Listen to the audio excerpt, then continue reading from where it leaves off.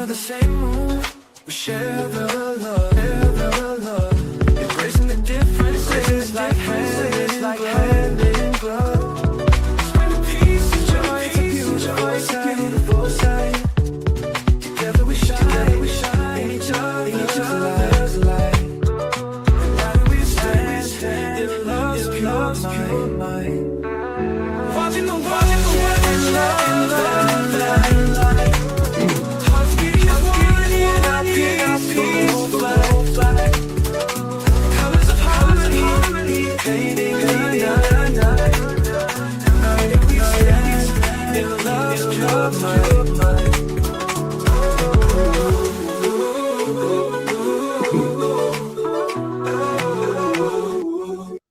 Well, good evening, everyone. Thank you for tuning in and watching the world. We have Stella in the building already. Thank you so much for the Oh my, look at here. What a nice comment. So I just want to say that you have won for today. So definitely look out for what I'll send you. We're continuing the prize, although I did not announce it, but thank you for the continued support. As you guys know, I've been covering Luigi Mangione's case. It's the hearing that's leading up to his actual trial that starts September the 9th. And so today we're going to talk about a lot of the points that have come out in court. As you know, we thought it was going to be maybe a day or two, but it's turning out to be weeks because when Luigi Mangione was arrested, some 13 police officers showed up just to be a part of the hype. Can you imagine that? So we're going through each day, we're going through the body cam that they wore, and we're going through each individual back to back, probably all the way, all 13 of them. And it looks like we're having some sort of technical difficulty here. I'm not sure. Let's see. I'll keep an eye on that. Hopefully, you guys can hear me okay, but I see that there's a glitch. But at any rate, we're going through the 13 individuals one by one and comparing the body worn camera. And so, in this particular case, as you know, with Sean Diddy Combs, he had the attorney Mark Agnifilo. So, in this case, it's Karen Agnifilo, which is Mark's wife, and she's doing a good job representing her client. I just want to make it clear because a lot of people they say, well, because we have to be careful with these cases. When Sean Diddy's case was happening, if you reported in the beginning of his trial, if you reported something positive or you said his attorney did a good job or whatever, people tended to take that negatively. Oh, you a supporter of Sean Diddy Combs, right? No, we're just reporting the facts. That's what it boils down to. So in this case, I just want to set the stage and let you know that if we're pointing out things, mistakes, perhaps that the police officers are making, it's not to say that we condone whoever took the life of Brian Thompson. No way. They showed the video in court. Brian Thompson is walking down the street almost a year ago to the day, the 4th of this month. He's walking down the street. Maybe it's about 6:23 in the morning. He has on a blue jacket similar to mine. Almost like a guy that's in a good mood, upbeat. And out of the blue, from behind the car, here comes a New York shooter and shot him from behind. In fact, the police officer that was there today, his last name was Fox. He introduced it as being a very cowardice form of violence. That's the way he framed it, a cowardice form of violence. But anyway, whoever this individual was, namely, they say it's Luigi Mangione, he was lying in wait and he came from behind the car and shot this man from behind. Can you imagine that on the streets of New York City? And you can see Brian Thompson in the video. He hobbles along and he's turning around to try to see what's happening. He was not expecting to be shot, right? And he went over into the far corner and went down, and you could see this individual walk up to him. They have not namely stated that he was, and I don't like to use these words that are not YouTube friendly, but I'll say he was shot 3 times, or at least 3, because there was 3 bullets and each of the bullets had the different words engraved: deny, delay, and depose. Those were the three words written on the bullets.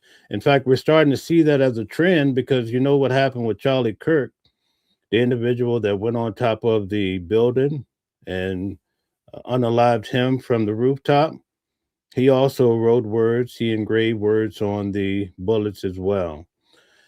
But at any rate, it's sad what happened to Brian Thompson. And that's a track that's moving full steam ahead. And definitely, we do not condone that in any way. But even as an individual in America, when you commit a crime, you should be able to expect to have rights. That's a part of living here in this country. So we're going to address this case from both angles. And I have to be honest about it. I went to Sean Diddy Combs' trial for 9 whole weeks, every day getting up at 3 o'clock in the morning. And toward the end of the trial, I had some individuals on the left hand side saying, "Oh, we support Diddy. You should stay with us." And then the other side, "Oh, he's such a creep. How could you say anything positive about his defense or about Diddy? I thought you loved our side." So by the end of Diddy's trial, everybody's ready to take each other out. There's so much animosity and hostility. And even to this day, a lot of people have issues with each other. And my whole point of contention, even with Sean Diddy Combs' case, which I'm just trying to set the stage for this case, do you really want to hear the truth, or do you want to hear what makes you feel good about a particular case, right? So, in the case of Luigi Mangione, we're going to tell you the truth. One thing that I've noticed about this case that there's not a lot of people that are taking interest in this case. Now, I want to ask you a question. Have you ever been in a situation where you needed surgery and here the insurance company is saying to you, well, this is going to cost 200,000. I had a friend of mine, he had a brain tumor, and the insurance company told him basically that they would not do the surgery, this stereotactic surgery, because it was $100,000. It was an aggressive form of cancer. So he lost his life shortly thereafter. Have you ever had a parent or someone kind of like the movie John Q, right? Where they're fighting a big illness and now they have to fight with the insurance company every day just to try to get treatment. And it doesn't matter if you paid for this insurance all of your life or however long. Most of the time there's layers and layers you have to go through just to get the basic health that you need. And that's a side of this story that a lot of people are concerned about too. And so it's important for us to address that. I sit with people in the courtroom who are advocates in many ways. And I'm just trying to help you understand why there's some people who are there in support of Luigi Mangione, even though he's the alleged shooter for Brian Thompson. Some of the individuals that are sitting there, I know the rumors, the legacy media says, well, these girls are only there because he's such an attractive, good looking young man. That's not necessarily true. Some of them are part of different organizations. Some of the organizations are against the death penalty. So maybe for that segment, that facet, maybe there's 7 or 8 people. And then there's one girl says she's married to Luigi's AI. So for whatever that means, you could take it for what it is. And then as I'm sitting there throughout the day, I see young ladies saying, "Oh my God, isn't he fine?" Like today when he was walking out. But what I did notice about Luigi on the first couple of days when he walks into the courtroom, he would kind of look out into the audience at certain moments. But for these last couple of days, he hasn't been looking back to the audience at all. And I saw a few people get discouraged because they weren't able to make eye contact with him. That's how much that's how passionate they are about him for whatever reason, whether they like him for his looks or they feel some sorrow for him based on the scenario, right?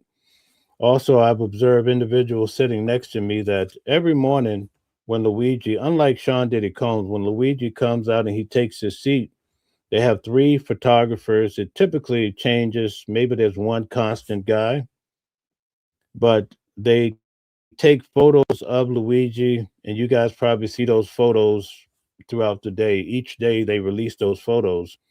I've seen some people when they take the photos, they cover their face, they get down in the seat for whatever reason. They don't want people, maybe in their lives, knowing, or maybe they're supposed to be at work. I don't know, but they're afraid to show their face, or they just don't want to be photoed. I don't know what the case is. I'm just giving you a few of the facts about this case for those who are interested in knowing more about it.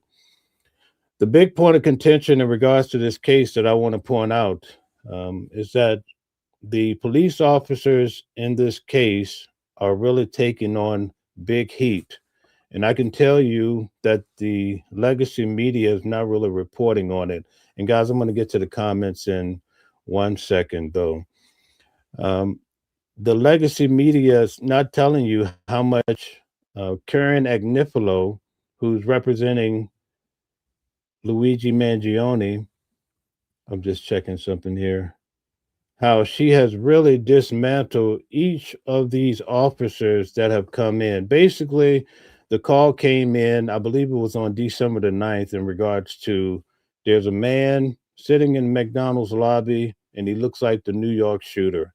That's the terminology that I've heard used. I've heard one police officer today, I think he referenced Luigi as the CEO killer. So these are different spins that people have put on it. At any rate, the call comes in, and the body camera, you could see, see that there's two individuals in the car. You have the main officer, his name is Detwilder, and then with him you have Officer Fry. Officer Fry has basically been an officer for 1 year, and half of that 1 year he spent in training to become a new officer. Now, one of the things that came out under cross examination for Officer Fry is that the police officers have the right to lie to you. They also have the right to create a ruse.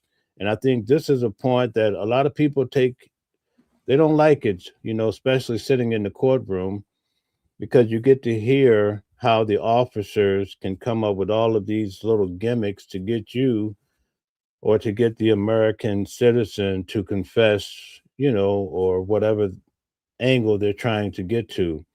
So when Officer Deadwilder took the call, he did not believe. He's like, there's no way that this, he's thinking he was being sarcastic because he didn't think it would be the New York shooter, right? So then he spoke to his lieutenant, whatever his, I think is Hedgeway or something like that. Henley. Lieutenant Henley is a lot of names to remember. Lieutenant Henley told him, listen, if this is the New York shooter, I'll buy you a hoagie, right? So they had a semi bet or whatever going on. I wouldn't say a bet, but you get my drift. So when they went into the actual McDonald's, then he proceeds to arrest Luigi. Now, they have released a lot of video in regards to this case. So I'm going to stop now explaining, and we're going to look at some of the videos that have come out in regards to this case, and I'm going to explain it to you. I'll stop and try to give you an idea of more about this case. If you do have an interest in the fact that perhaps a man walking in the streets of New York was gunned down, then this is a good case for you probably to follow. But also, if you take issue with the health system in the United States and corporate America, and how people often are tired of not being able to get the help that they need, especially from healthcare, then you would be probably interested in this case to see how it goes. Because in this case, it came out today in court that when Luigi actually went to the courthouse the day of his arrest, right, on December the 9th, 2024, he mentioned, now this is alleged, this is what the officer is saying that he said, that all of these people are concerned about a mass murderer? Now, a lot of people thought that Luigi was referring to himself as a mass murderer, but I don't think that's the case. I think he was calling Brian Thompson a mass murderer. That's if it's Luigi that said it. Under cross examination, the attorney Karen Agnifilo really pointed out, and she made a good point of how this officer keeps turning off his body camera. So why do you conveniently turn your camera off when you allege that Luigi is doing certain things? Okay. So I'm going to get to a few of the comments. We're going to go through some of the video. And again, I know a lot of people may not be interested in this case, but I'm definitely very interested in it. And so we're going to get to it. We have Stella. Stella says, like, share, and subscribe. Yes, guys, if you could hit the like button, share, and subscribe. Patrick Curley says, bottom line, he murdered a man in cold blood. All right, no doubt about it. If it's him, he's still innocent until proven guilty. I know it might sound crazy to some, but that's the rule. Okay, looks like I'm having some technical issue, man. Okay, One Love says groupies are a problem. Okay, he definitely has a good 100 strong of individuals that really like him a lot, so much so that they stay out in 20-degree weather for 2 or 3 nights, sleeping in tents or what have you, just out on the street. That's the kind of support that he has. Although you may feel the way you do about him, there are many that support him for whatever reason.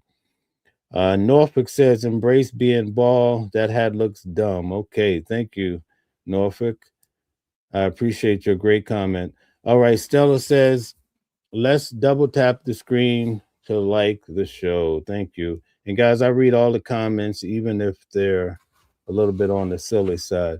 Sandra says, I'm Christian and plan to stay that way. Okay, so does Christian tell us about it? How does that fit in with Luigi? Perhaps you have some insight. Scott Henrik says, insurance companies are crooked. Okay.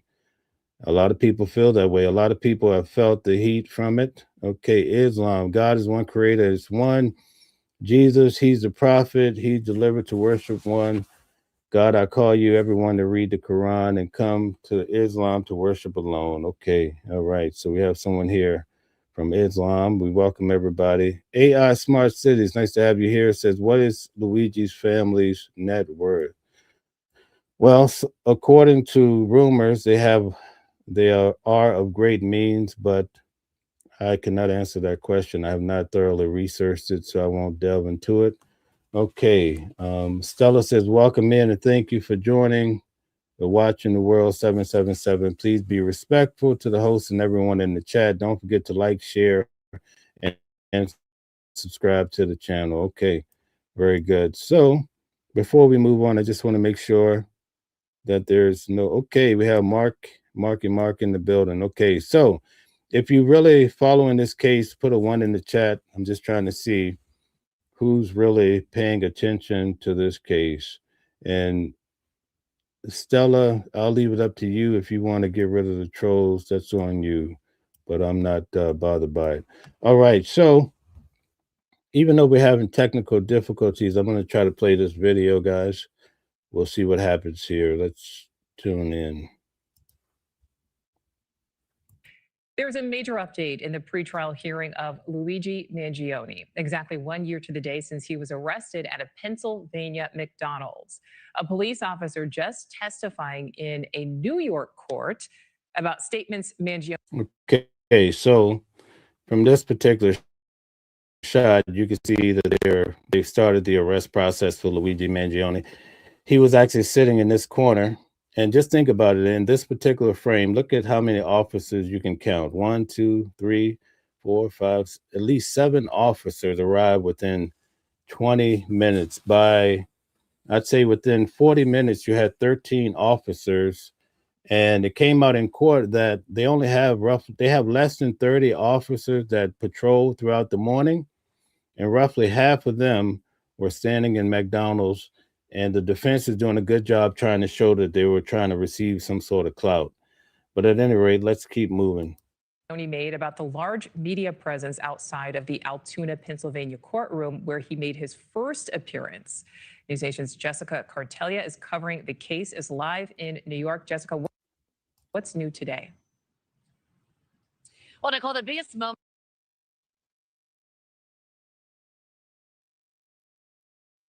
since all of this happened was when Officer Stephen Fox from Altoona Police claimed that he was escorting Mangione out of a courtroom. This was his first appearance after he'd been arrested.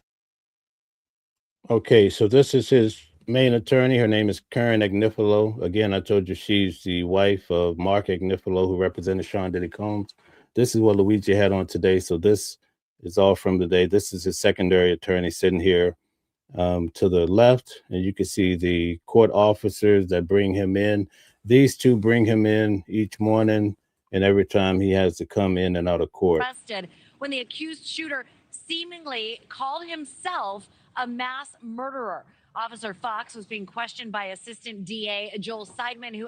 Okay, so you hear what she said, that he's calling himself a mass murderer. I don't think that's the case. It wasn't strictly pinned down in court, but I believe that he was actually referring to Brian Thompson when he said if he's Asked how he would characterize the media presence during Mangione's court appearance in Altoona following his arrest. And Officer Fox said the crowd was half the size of the crowd that's currently inside the Manhattan courtroom, but that there was a large media presence outside. And that's when he told the courtroom that Mangione looked back and said, all of these people here for a mass murderer? Wild. Mangione is only accused of one murder. So again, I believe he's talking about Brian Thompson, because his whole motto, if this is true, and it was Luigi from all the big picture, is that he was upset because the insurance companies were allowing thousands of people to die every day for not getting the health care that they needed. So because he said at the top, this is why I believe he thought that Brian Thompson, if he truly said it, we're going to get to that, he thought that Brian Thompson was a mass murderer. Now, in court, Karen Agnifilo really pushed back on the officer, because the officer had his body camera on Fox, and they went through the entire day direct examining him and also cross-examining him. He stated that his body cam died, the battery died at some point while he took Mangione to court that night for his arraignment. His camera just happened to die before he could record any of this interaction that he's alleging. And he actually said that his camera wasn't really working. It was inside of the courtroom when Luigi, as she said, made this type of statement. But this statement is key, I believe, to this whole hearing. But I think they have the wrong spin on it. So it's unclear if the officer misspoke when he recalled mass murderer, or if that's what Mangione actually said. It's even possible that Mangione was referring to Thompson, the United Healthcare There you CEO. go. Now you see, that's it. Now she has it. As the mass murderer. We know from his alleged writings that he had issues with the healthcare industry. Fox says at one point during the transport, he was walking too quickly for Mangione. Fox apologized and said, "I'm sorry, I forgot you were shackled." And Fox told the courtroom today that Mangione replied, "It's okay. I'm going to have to get used to it." Now, I just want to tell you that Karen Agnifilo, she did a good job really with this point too, because she was having the officer explain the day. This officer Fox showed up, had his body cam. She questioned him throughout the day. Well, this officer, Fox, who is also the K9 officer, he's the individual that took Mangione to court that night, right? But the prosecutor was like, "Why are you bringing up all of these stories?" And the judge was like, too, like, "Yeah, what are we getting to?" And she really pushed back on the judge, and she pushed back on the prosecutor. She says, "I want to show the entire day, and I want to go through all these questions because I want to show that Luigi Mangione throughout the entire day. He never fought back. He was never disrespectful to the police officers because you guys were trying to paint the picture that he was a major threat. And you also tried to paint the narrative that he had an explosive. I can't use the other word on YouTube. That would really be a problem, the B word.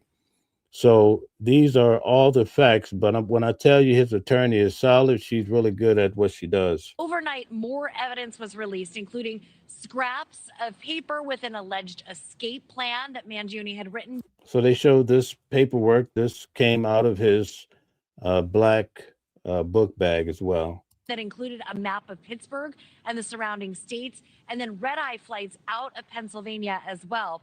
Notes on his to-do list include evading cameras for more than 3 hours, showing that he knew that he would be on security footage here in Manhattan. Also on that list, plucking his eyebrows, and you'll recall that's how he was recognized inside of that Altoona McDonald's. Mangione has been relaxed during the hearing so far from what we've seen inside the courtroom. He gave a fist bump yesterday to the cameras. And then during a contentious cross-examination of the officer who went through his backpack, his attorney was going back and forth with her. He removed his suit jacket. The pretrial hearing really giving us a good indication of what we can expect during the actual trial, a date which had... Okay, so when they arrested him, he was wearing this necklace, they called it, and this is a USB drive that he had. And they let him know that whenever you're entered into court, arrested, you cannot wear a chain because it's a choking hazard. Has yet to be determined. That's one of the things that's supposed to be decided this week. His attorneys argue several items were taken from Mangione before he was read his Miranda rights and should be thrown out, including his... He had this little wallet, the blue one, looks like it came from Hawaii or some sort. He had taken a trip to Thailand, I believe, and also Vietnam. So maybe he picked it up there, but it was loaded with money. I'm pretty sure you'll see a photo of that too. His backpack. Nicole. Okay, so this is all the money that he had in that blue folder. And also behind this frame, you'll see he also had foreign currency as well.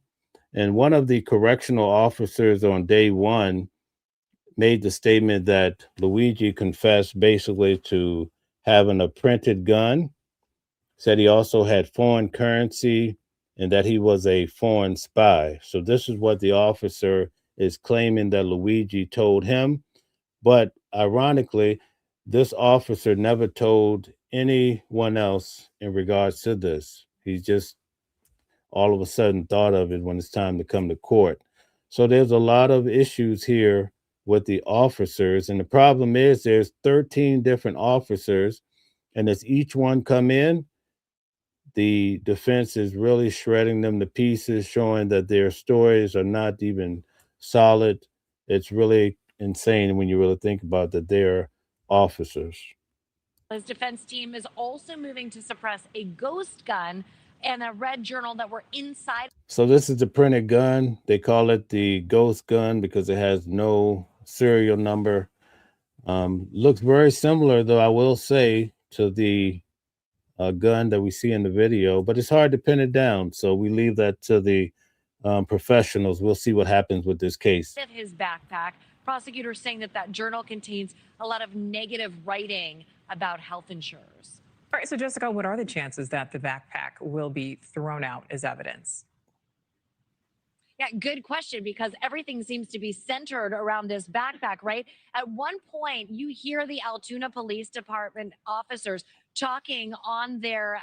Okay, One Love says Thailand and Vietnam. Yes, he is a suspect. All right, definitely. They feel like they have their man. When they arrested him, the main officer kept saying, this is 100% the New York City shooter. So they immediately, when they saw his face revealed and he dropped the mask, they knew it was him, according to the testimony of the officers. Body cameras saying, do you think that we need a warrant? Down here, you can see this is where we enter for court each day. It's not where Luigi comes through. I'm pretty sure they have a place for the prisoners. Donald Trump, when I covered his case, he actually would walk in a free man he was not arrested at the time. So unlike what I saw with Sean Diddy Combs, they came in with shackles. Luigi has shackles and so forth. Donald Trump walked in the courthouse just like we did through the same doors, and he walked away four felonies. The president at the time, he wasn't president at the time when he sat through this whole case, but I found that case to be interesting too. It was nice to be in the same courtroom with the former president as he was at that time. Now he's the president of the United States, but sitting behind him, I could see that he was sleeping all day long, pretty much knocked out. He didn't seem to be interested in the proceedings at all. There was one time when there was a big battle between Costello, I believe his name was, which was Donald Trump's attorney or potentially some sort of attorney, and the judge. They had a spar going back and forth, and the judge made all of us leave the courtroom. That was about the only exciting time, but this is at this same courthouse. For this, Officer Wasser, who was on the stand yesterday, says that she wanted to check the backpack for a bomb, but you can see in the video that they showed a significant. So here is Officer Wasser. You can see her, I believe, blonde hair. Yesterday, she was cross-examined too, and she's the one that was holding on to this whole idea that Luigi had a bomb, and this is how they were able to get around. One of the ways that they were able to get around having a warrant to go through his bags. And so the under cross-examination, Karen Agnifilo showed like, well, what compelled you to want to say that he has a bomb and you had to search his items there? Because keep in mind, they waited over 20 minutes before they Mirandized him, right? And so she said, well, when they asked him about his bag, he looked real funny or something. That's why we wanted to check for a bomb, right? Or I didn't want to say the word on YouTube, explosive. But the Karen Agnifilo showed that if you look back at this frame, you were putting on your gloves much earlier to search his bags, even before what you're claiming. So you had every intention of going through his bags because you wanted to be the person to say, I found the pow pow. I don't want to say the word.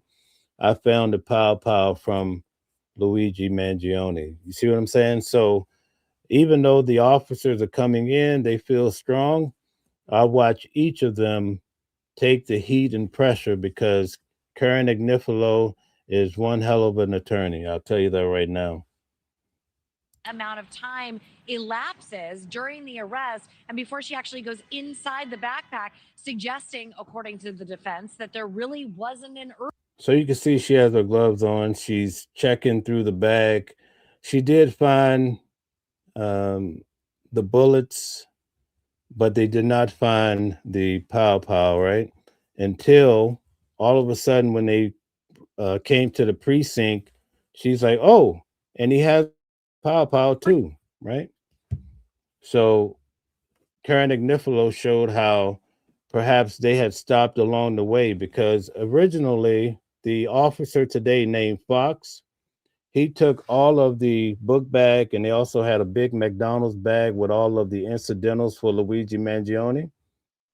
He was the one, the K9 officer that was on today. He was appointed to take these items. He had the chain of custody to take these items from McDonald's back to the precinct. He received a call from Lieutenant Hanley. And so at this point, he had to come back to McDonald's. So he called Wasser, this lady here, and they met along the way to exchange Luigi Mangione's items. Ironically, neither one of them had on their camera. So you see why people are so upset when they hear this type of stuff coming from officers.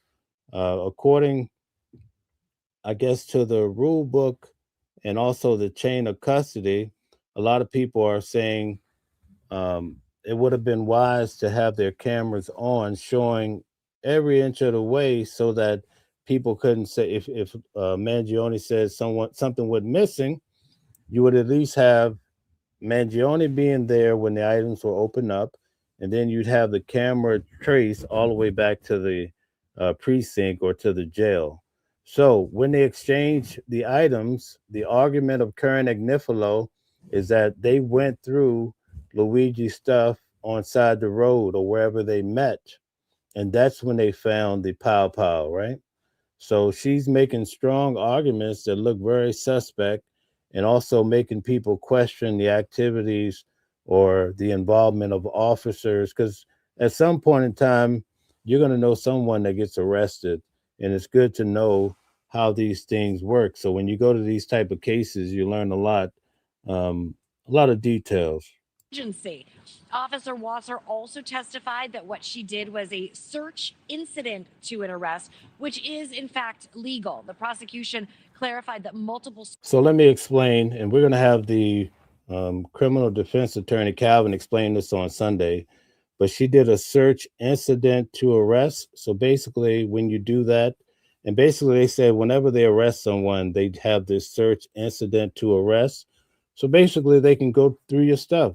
That's just a part of the process, right? And they don't need a warrant to do so. So that's what this whole terminology is about, because they're trying to say, well, we didn't need a warrant. We didn't jeopardize Mr. Mangione at all, because this is just a normal process that everyone goes through. Guys, take a moment to hit the like button, share, and subscribe if you like to go over these type of cases. One Love says suspension isn't illegal. Okay. One Love says, I blame McDonald's for selling Pow Pow nuggets. Yeah, tell me about it, right? And Matrix says, reasonable doubt. Okay. All right. Thank you guys for your input. All right. So we're going to keep moving here before we wrap this up. Search warrants were eventually obtained. Another thing that keeps coming up, Nicole, is during cross-examination of these Altoona officers are words that they use like, this is awesome, or did we expletive get him? Yeah, so these officers are bragging. They're so excited to get Luigi Mangione. They're saying, this is effing great. This is effing awesome. The officer today, according to Karen Agnifilo, the attorney, she says at some point when you're driving, you said, this is the arrest of a lifetime, something like that. She asked him, did he say it on his camera? And he was like, oh, well, I don't think I said that, but she said it was confirmed on his body cam. Another thing that's happening in this case that I find pretty different is that the prosecutor keeps saying that Luigi Mangione executed Brian Thompson. So he's using this terminology, and the defense keeps pushing back, saying you have to tell the judge, can you stop him from using these terms, right? But the judge says this is a hearing and not the trial.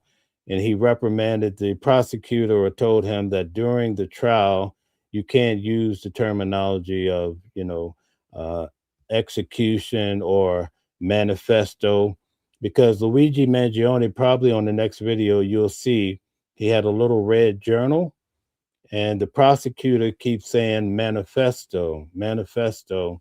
And these words in cases, they have a big effect, especially if they're said in front of the jury. Okay, so Donnie says Luigi is a back shooter, worst kind of coward. Okay, that's what the officer said today. So you guys have the same sentiment. One Love says only after you're arrested can they proceed with full search. Anything prior is eye level only. Okay, well, they really, they crossed some lines here. So we'll have to see how this plays out. So let's check out this next video I want to go through, and hopefully we get more body camera footage.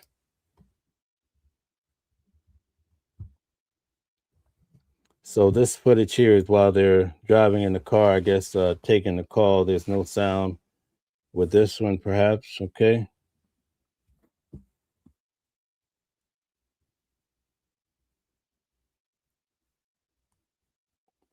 So this is the officer when they're taking the first call.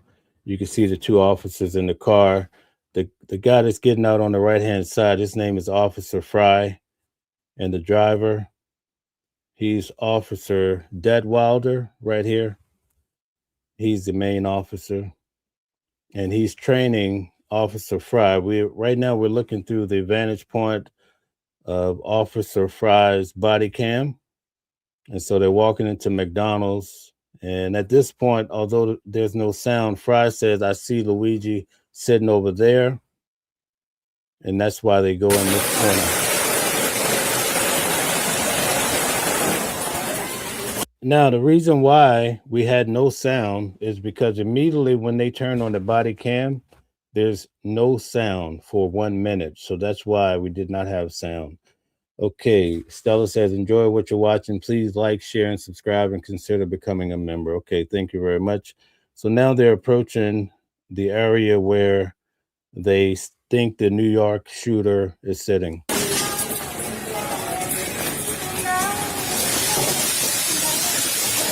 Yes, sir. Now, you notice the officer walks toward the bathroom. In court, he says he did that because he didn't want to alarm Luigi Mangione, as it turns out. And so he just did that as a little distraction. And also he wanted to kind of get a glance at his face. How you doing? Yeah, put your mask down real quick for me. Yeah, sure. Appreciate it. Thank you. Okay. What's your name? Mark. So for you guys who have followed this case, does this look like the New York shooter to you? Tell me what you think.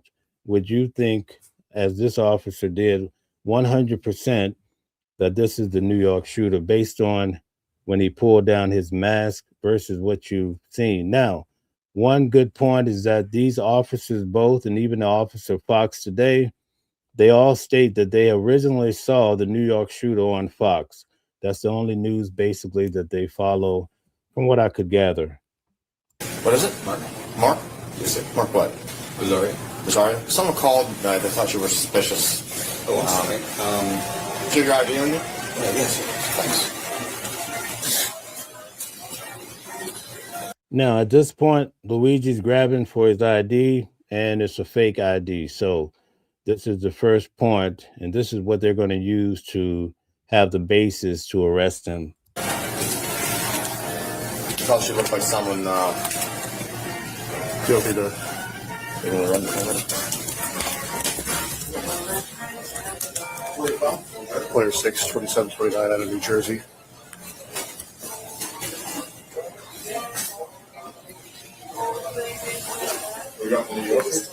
Now, you see these individuals all around walking, they're sitting around.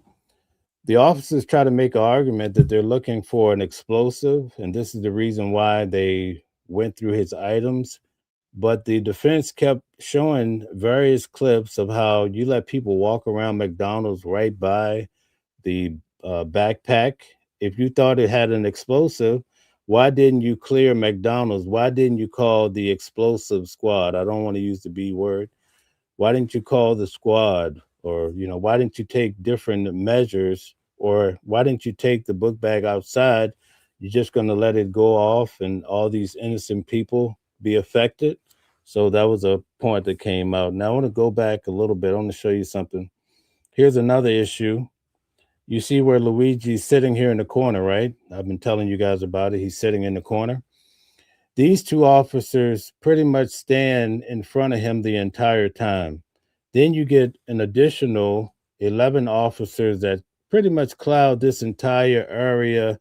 They're all just trying to get a glimpse of the guy or perhaps get into the TV clip or whatever motive they could have had, or maybe they were just doing their job. But the defense showed that Luigi could not leave even if he wanted to. So that's the big argument. They're trying to say he was free to leave, but how could he leave? Karen Agnifilo says you have all these men here in police garb and they have firearms. So how in the world could he leave? So there's a good chance that some of these items will be suppressed based on the information that's coming out in court. So this is the other point is you can see the table that's behind him. This is where they ultimately put his book bag, and they're trying to say that they had a right to go through his stuff. Number one, he's sitting there, right? And they ultimately, when I told you that the female officer started going through his items, it's on this table back here. Now, just to show you how sharp, well, I'm just giving you guys a point. If you look here at Luigi, when the officer walked up, he had a laptop on his lap. But the police officer in court was saying that the laptop was on the table. And so the attorney, because he made that little error, she was able to use it to show that basically you don't know what you're talking about. So a lot of that comes out in court with the cross-examination as well. Let's keep going here.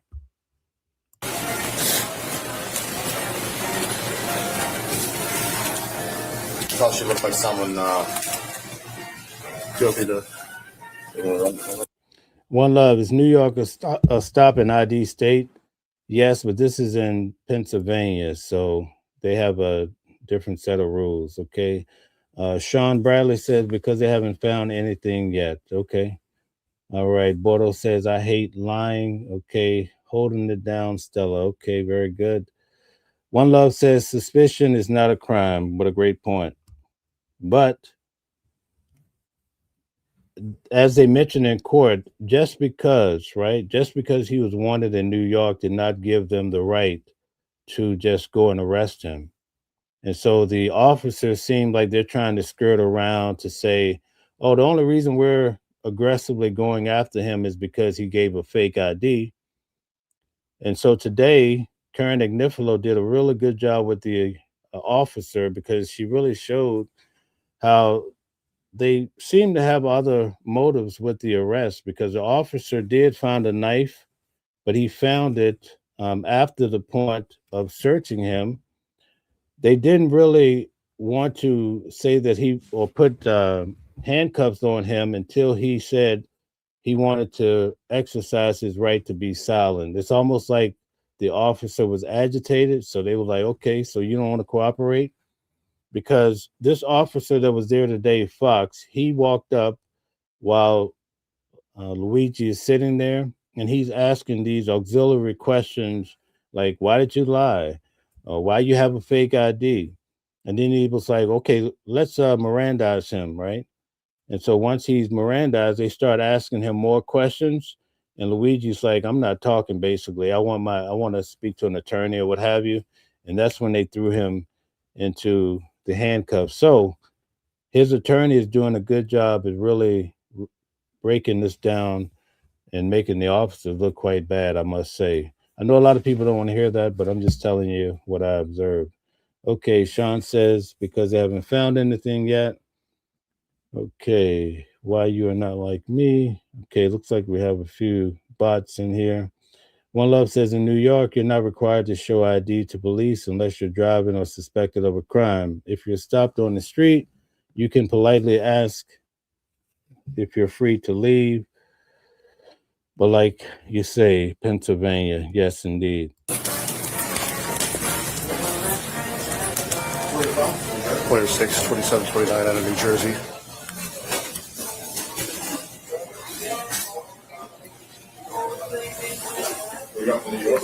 Romeo 6007 521. Okay, so we're gonna go to this last video, see what we can glean for it before we complete this discussion. So let's see what footage is on this video release. About evidence in his upcoming murder trial. Today, our first look at the body camera video from the Altoona police officers who responded to the McDonald's where the alleged killer was eventually taken into custody. Eyewitness News reporter Darla Miles has been in court all day, has more now on this release, plus other evidence defense lawyers are trying to keep the jury from seeing at some point during the court proceedings. Darla? Oh my goodness, here goes Darla. I know Darla quite well. She's an awesome individual, I will tell you that. That's right, Mike. The video that you just played, that body cam video, that is what we've been... She also did a great job covering Sean Diddy Combs' trial as well. She is awesome. Watching She's been doing this 30 years. Can you imagine that? 30 years. Every day since this hearing started about a week ago, both the defense and the prosecution are really scrutinizing, they're dissecting it even, going frame by frame to see the actions of these Altoona police officers. Prosecutors say they were by the book. The defense say they were not. Luigi Mangione returning to a lower Manhattan courtroom for days. Okay, so there I am sitting on the back row. Okay, you can see these back two rows where I'm sitting at is where a lot of Luigi fans are.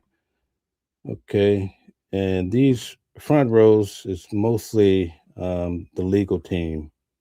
5 of an evidentiary hearing, now seeing for the first time what prosecutors call a manifesto and other writings they say implicate him in the murder of Brian Thompson, calling this hand-drawn map an escape. So on record, what you just saw was a journal, but the prosecutors keep calling it a manifesto because they want to paint Luigi as a monster, which is, you know, what you would imagine, right? Escape route marking 7 Midwestern cities. Yeah, sure. Appreciate it. And we're getting our very first look at the body cam video of the first 2 officers to respond to the 911 call. Someone called. They thought you were suspicious. Oh, I'm sorry. Do you have your ID on you? I'm completely out of touch. Today, hearing from Altoona police officer Stephen Fox, seen here. So let me explain to you why they say that the officer lied, right? When the officer is kind of trying to figure out what's going on with Luigi, he says that McDonald's had called and complained that he had been sitting in the lobby too long, in the dining hall too long. Luigi reached to his receipt and showed that he had only been there 40 minutes. The officer also said within the last week, they had been there 6 times because people are just sitting on the internet or whatever. They're just sitting there too long. So all of these points, the officer also told him, "Oh, we got to get to this next assignment, this next case, and I don't know what's taking Blair County, which is the county, the dispatcher, to get back to us." All of these turned out to be lies. And as I started off this program with, the second officer, Officer Fry, he pretty much showed that when he went through his schooling in Indiana for 6 months for the new officers, that they teach the officers it's okay to lie, it's okay to create a ruse to get the truth out of individuals. Now, here's the issue that I find. The defense attorney, Karen Agnifilo, is tripping these officers up left and right. So it makes them look like they're not being truthful on the stand. So how does that work? They teach you can lie to the regular civilian just to get your point of interest, but do they teach you can lie on the stand? And I think when it comes to the trial that starts January the 9th, I think she's going to cook their boots if they don't come clean and start telling what actually happened. Okay, Brian Cantrell, welcome in. I was wondering where you're at, Brian. Good to see you. Brian is in the building. He said that's true. One Love says folks sit in McDonald's for hours. Yes, indeed. They sit in there for hours at a time. Okay. Says, okay. That says, where's the rule on McDonald's saying you can't be there for more than 40 minutes? Right. But the officers under cross-examination, they admitted it was all a lie. But it doesn't go good. And I don't think it's going to go well for the jury because that's what happened in Sean Diddy Combs' case. A lot of things that people thought the jury would be like wowed by, they didn't like it at all. And I think it's the reason why he was able to get those 3 main charges thrown out. Okay. That says, did she remove the poster's free Wi-Fi? Nope, none of that is relevant because it was all a ruse. It was all a lie. So, but I'm glad you guys are getting the point of how they actually operate. Let's get back to this video. Here, holding the door for Mangione during a prisoner transfer, testifying, he looked back at the crowd and said, "All these people here for a mass murderer? Wild." And that Mangione told him, "It's okay. I have to get used to it," referring to the So again, folks, when he says this statement, all these people here for a mass murder, wild, I think he's referring to Brian Thompson, the CEO of United Healthcare, because the thought process is that the insurance companies allow people to pass away, thousands a day, because they don't approve people for necessary surgeries and health care and treatment. So that's what this seems to be about.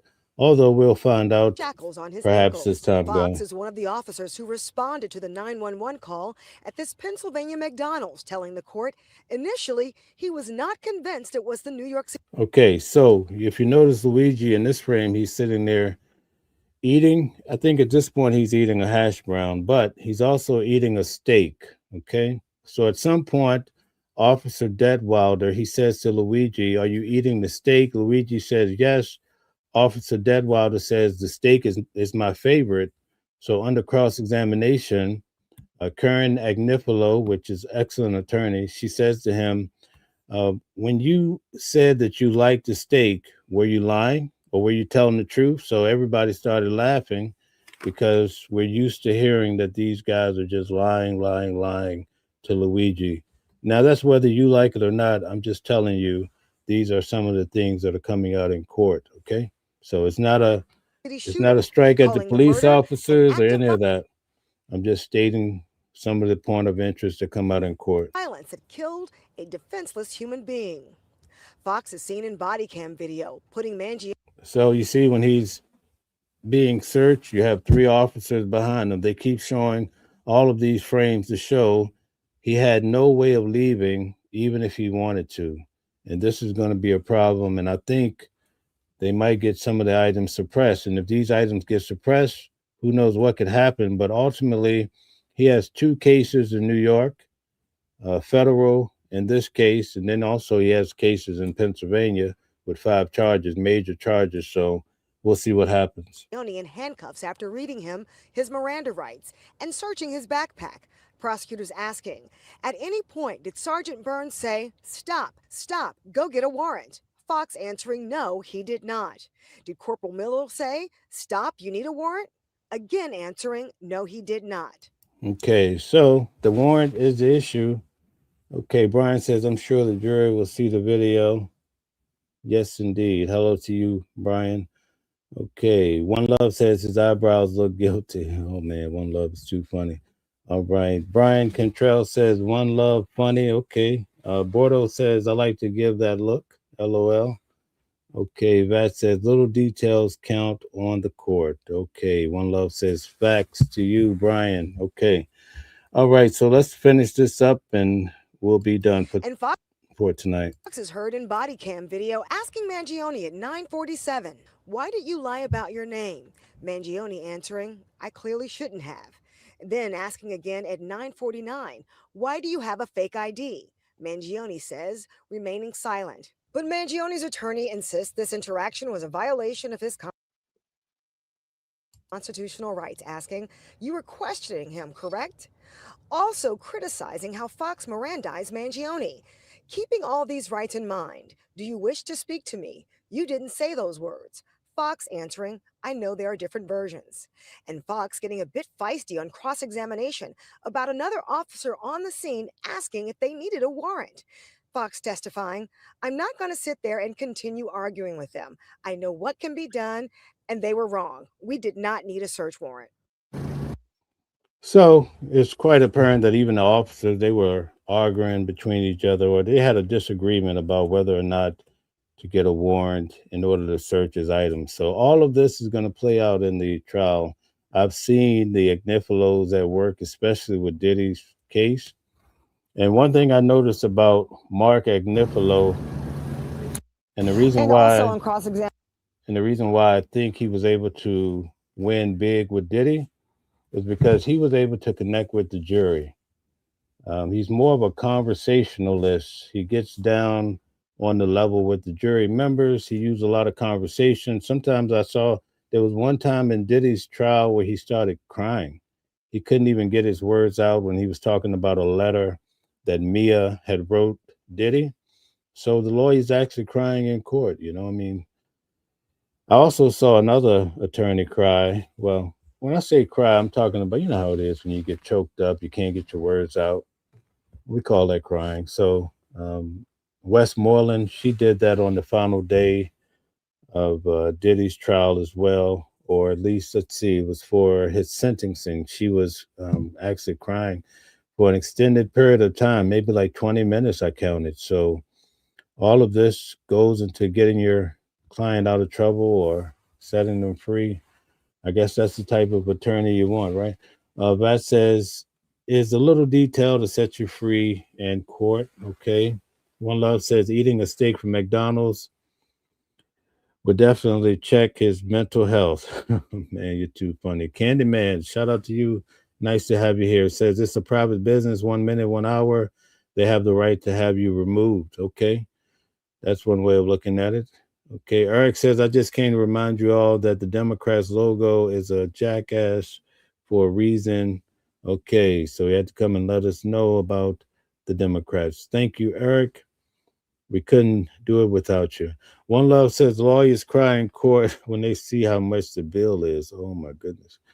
Yes, indeed. Okay, Stella says hi to Vado and Eric. Okay. All right. So pretty much that's it when it comes to this particular case. Right now, we're just at the hearing stage. There's not a lot of interest in the case as much as will be when the trial happens. But at any rate, for those who wanted to know some of the details of what's happening in court, one thing I will point out is that on the first day, there was probably collectively 100 young people, I would say mostly females, interested in the case or what have you. By today, we only had maybe 10 people getting in. So I think people are trying to balance their work schedule, their travel. They're coming from all over the United States. So that's something that, just to give you a little background, it's freezing cold out there. Each morning, tomorrow there's no court, but each morning I film as I'm commuting down. Some days I drive, some days I take public transportation, the train, because the other day when I drove, just think about this. For me to get from the courthouse in Lower Manhattan, where the World Trade Centers fell, it takes me an hour just to get to the George Washington Bridge. Can you imagine that? That's how much traffic, and you can't even get through, and there's so many delays, and it's just chaotic. So it's easier to get down just by hopping on a train. So these cases are, they each have their own little uniqueness to it. One Love says, appreciate your due diligence, Mel. Thank you. Shout out to you for your support. I really do appreciate it. Thank you for all you do as well. Vado says, thank you for the welcome. Yes, indeed. Come back and check us out anytime. As I said, no court tomorrow. I do have a show tomorrow night with Candace Kelly. We're going to talk about this too. She is a law professor. She teaches at the university. So it's nice to be able to ask her questions from a legal standpoint. We're trying to build some momentum up for this particular case. I don't think it's going to be anywhere close to Sean Diddy Combs. What do you guys think about the Netflix series on Sean Diddy Combs? Have any of you guys watched it? Tell me if you watched the Netflix series and what do you think? Do you think it actually hurt his persona or did it help him in some way? Vado says, thank you for sharing the videos when you travel. All right. I'm going to be traveling again. I'm headed to the pyramids out in Egypt. So I switched from Greece. I'm going to Egypt now, and I'll go to Greece after that. So if you guys are interested in seeing what's happening over in Egypt, going to Alexandria, it's going to be nice. We will touch, I believe, some parts of Greece and maybe the outskirts of Italy, but I'm not sure. But I do know the pyramids are on deck. This is where a lot of these religions started, so we're going to check it out. Bordeaux says, I've only watched reviews on it. Okay, One Love says, yeah, I've had enough of Diddy, so I can't sit and watch it. And plus, one thing I'll tell you about Sean Diddy Combs, right? Most of the people that followed his case at the courthouse, they don't give their real names. So obviously they have something to hide, right? But they want to talk about Diddy every day. But they won't give their one time or two, we had to give our real names to get into the courthouse. And some people just refused to go into the courthouse because they didn't want to give their real name. So it just goes to show most people have things about their life they don't like or mistakes they've made, but it's always easy to cover somebody else. I covered the case, and that's what I'm interested in doing, just like with this case, but I don't want to get so deep. Like there are some individuals that cover Diddy every day, and like the case has been over for months now, right? And every day, Diddy, Diddy, Diddy, that can't be healthy for your brain cells. All right, so Bordeaux says, great to see you, Brian Cantrell. Okay. All right. Vado says, I'll be more than happy to get educated tomorrow. Okay, all right. Very good. No court tomorrow. We will be back in court on Thursday and Friday of this week. One of the individuals that was at the trial with me, his name is James Sanders. He passed away on the 4th, I believe, the 3rd. And I was at court with him like every day. In fact, the first day I went, I met him.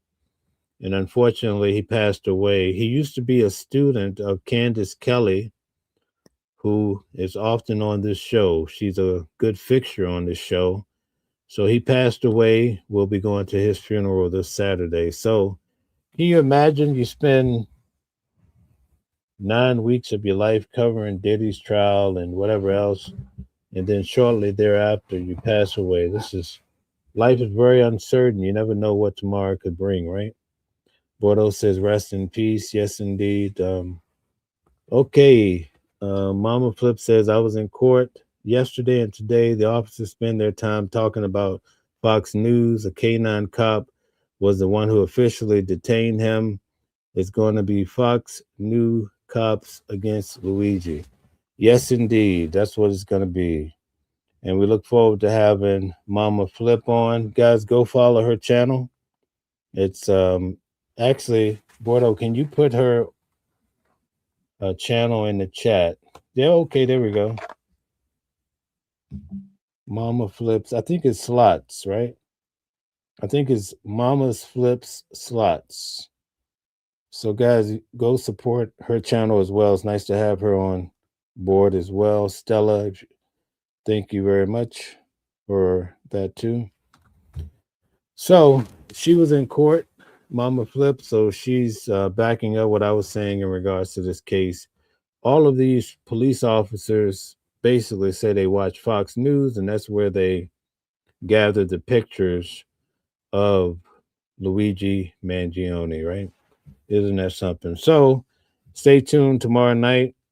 We'll be on. Oh, news at noon tomorrow. You can tune in for that. Get a free day to cover the news at noon. Thursday night at 8 o'clock, we'll have Mama Flip on, and we'll be talking about those topics that a lot of the watchers want to know, especially when it comes to Donald Trump and MAGA and so much more, so much more. Mama Flip says, thank you to Bordeaux. I've been out sick with the flu. Okay, we hope you feel better. Guys, that's her link in the chat. Make sure you click on the link and go subscribe, go like, go show her some love. She shows us love. Mama Flip says they called him a killer. They all rushed to McDonald's to be heroes. So you guys see what I'm saying, right? I can't wait till Thursday night to hear her come on and tell you guys the same things that I'm saying. Vado says, I love respect to the family. Yes, indeed. Bordeaux says, I pray for quick recovery for you. Okay. Very good. All right, guys. Well, that's it for tonight. We've covered Luigi Mangione. I think we touched on, the big points. There was so much to cover, but I do think that these police officers are going to be real uncomfortable when it comes to this trial. Now, does it take away from what happened to Brian Thompson? No, that's not what we're talking about. we're talking about the fact that as an American citizen, people have rights, right? Even those that commit crimes. And I think we lose sight of that sometimes. So we're going to keep breaking down this case, and I can't wait to have my guest on this week. We have Mama Flip in the chat. So as I said, definitely show her some support as well.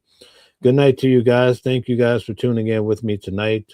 Talking about a case that we're trying to bring awareness to.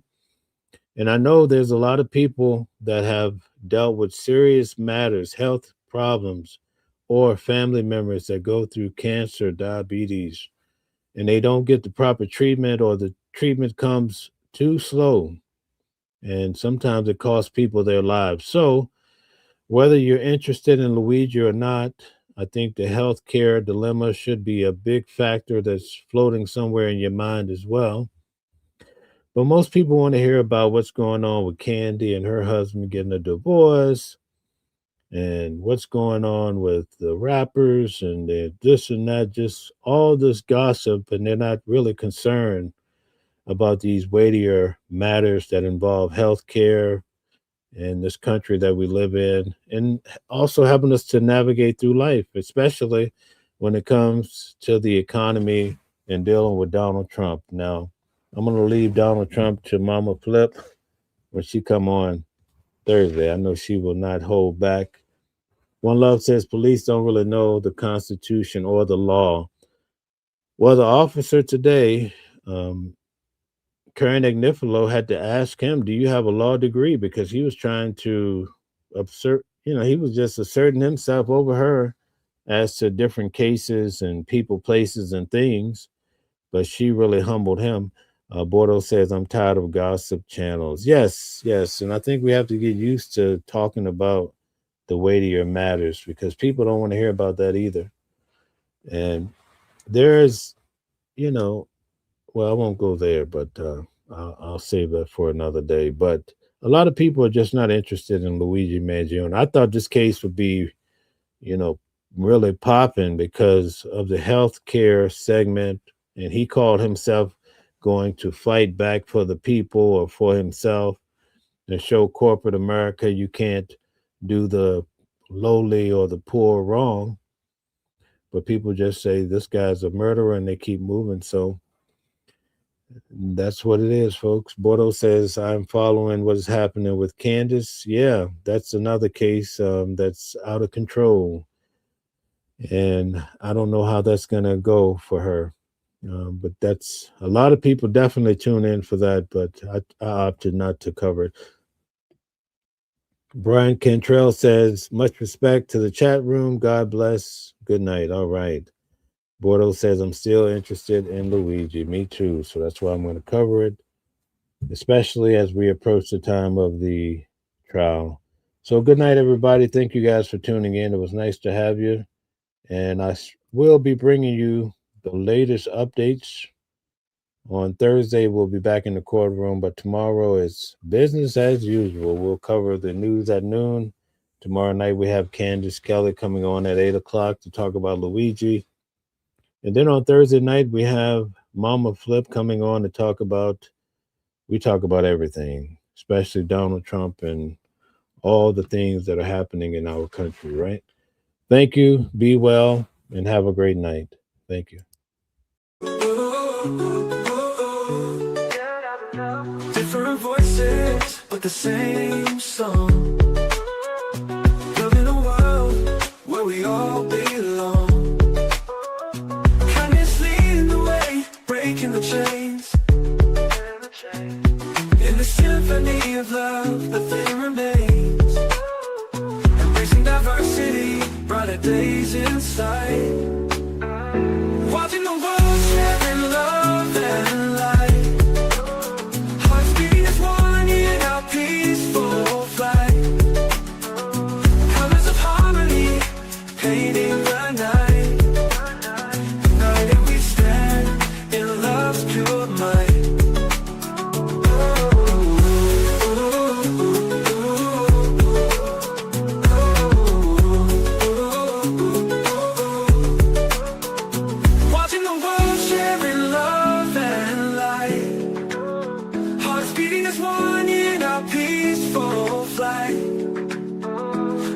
of harmony, painting the night.